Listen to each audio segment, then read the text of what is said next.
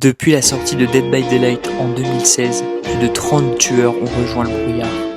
À première vue, chacun possède un pouvoir unique. Une identité propre et une manière différente de chasser ses victimes. Pourtant, lorsqu'on observe ces pouvoirs de plus près, un constat apparaît rapidement. Les tueurs ne sont pas simplement une collection de mécaniques indépendantes. Leurs capacités sont reliées entre elles. Certaines représentent des évolutions directes d'idées plus anciennes, d'autres reprennent des concepts existants en les poussant beaucoup plus loin. Tandis que certaines semblent même être des réponses aux limites des tueurs précédents.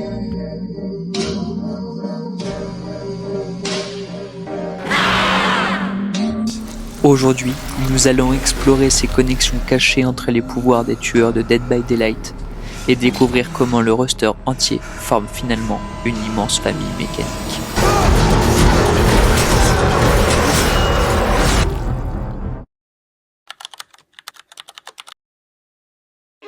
Le premier représentant de cette catégorie est évidemment The Hillbilly.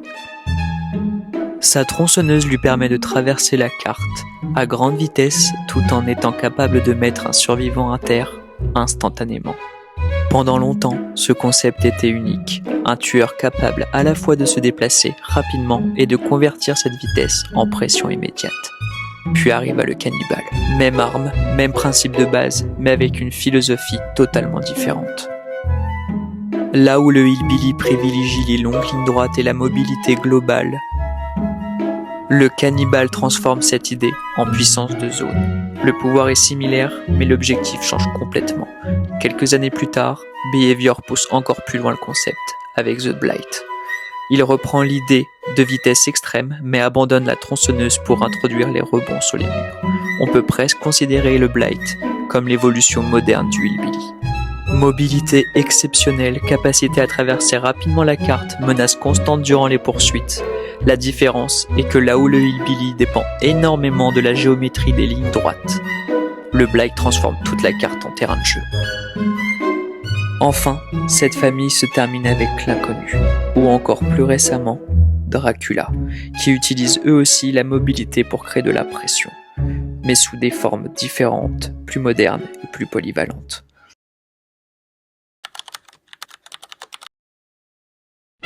Si le Hillbilly dominait les grandes cartes grâce à sa vitesse, certains tueurs ont choisi une approche différente. Pourquoi traverser la carte quand on peut simplement s'y téléporter ? Le premier véritable représentant de cette famille est la Nurse. Ces clignements ignorent totalement les obstacles, les fenêtres et même les palettes.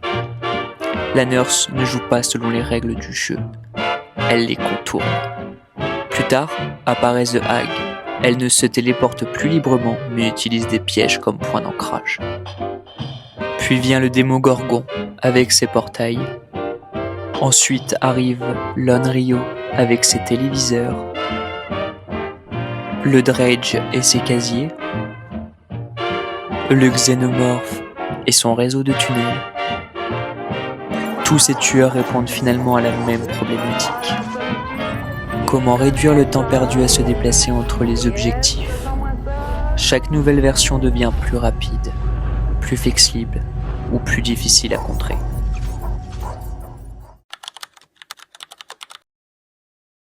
La toute première incarnation du piège est évidemment le trappeur. Le principe est simple. Anticiper les déplacements des survivants plutôt que de simplement les poursuivre. Puis arrive la Hag, qui reprend exactement cette philosophie, mais remplace la capture physique par l'information et la mobilité. Ensuite, le Démogorgon, qui transforme les pièges en réseau de déplacement. Le Xénomorphe utilise lui aussi des points stratégiques sur la carte pour contrôler certaines zones. Même le Dredge partage finalement cette logique, placer sa présence à des endroits précis afin d'exercer une pression constante. Le piège n'est donc plus seulement un objet posé au sol, il devient une extension de la présence du tueur.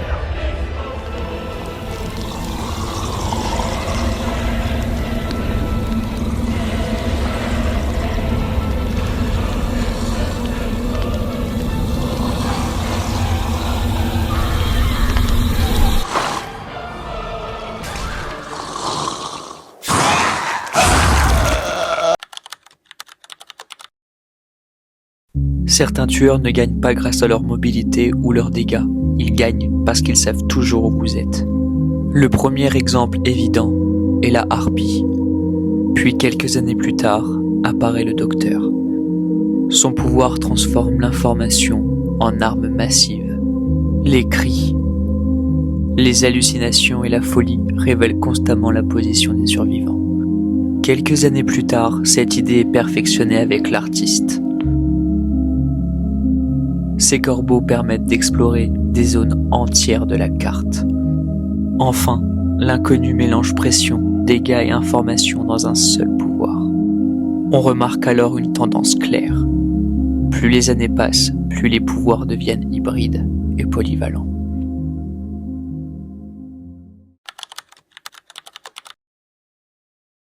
Pendant longtemps, les survivants pouvaient compter sur les fenêtres et les palettes pour casser une poursuite. Puis arrive la chasseuse. Pour la première fois, un tueur pouvait frapper à distance.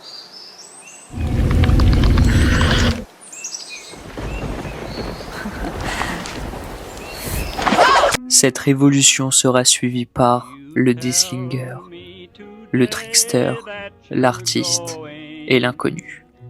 Chaque tueur reprend le concept du projectile, mais l'interprète différemment. La chasseuse récompense la précision, Deathslinger récompense la rapidité de réaction, Trickster récompense le suivi constant de la cible, l'artiste récompense l'anticipation et l'inconnu récompense le contrôle de zone. Le même concept de base a donné naissance à 5 styles de jeu totalement différents.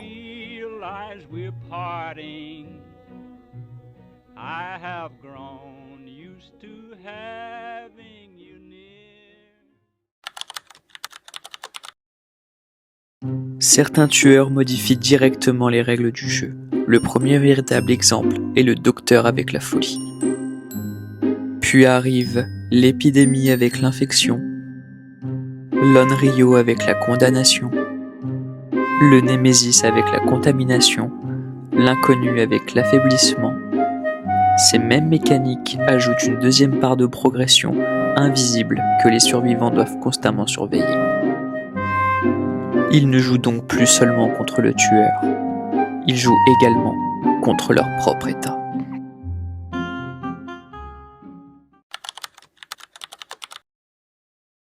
Certains tueurs deviennent plus dangereux au fur et à mesure de la partie. Le meilleur exemple reste bien évidemment le Némésis, mais il n'est pas seul. On retrouve également l'épidémie et son vomi corrupteur, le Oni et sa rage, Dracula avec ses différentes formes, la silhouette qui évolue grâce à l'observation. Tous ces tueurs partagent une idée fondamentale. Le début de la partie est leur faiblesse, mais si les survivants leur laissent le temps de se développer, ils deviennent progressivement des monstres. Au fil des années, Behavior a commencé à fusionner plusieurs familles en un seul pouvoir. Le Dredge est à la fois un téléporteur, un tueur d'informations, un spécialiste de contrôle de cartes. L'inconnu mélange projectile, mobilité, information et contrôle de zone. Dracula combine mobilité, poursuite, transformation. On remarque alors une évolution très claire du design des tueurs.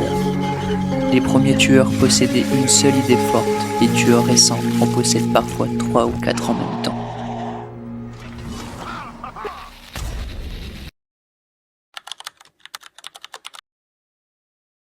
Finalement, les pouvoirs des tueurs de Dead by Daylight ne sont pas isolés les uns des autres. Ils forment un immense arbre généalogique mécanique.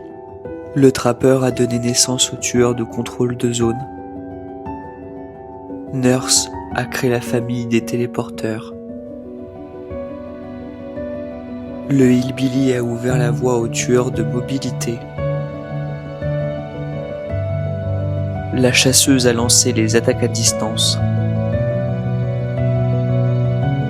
Le docteur a introduit les mécaniques des états alternatifs.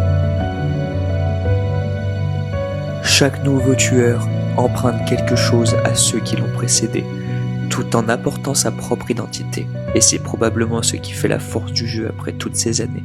Même lorsqu'un nouveau tueur semble inédit, il existe presque toujours un morceau de son ADN dans les tueurs précédents.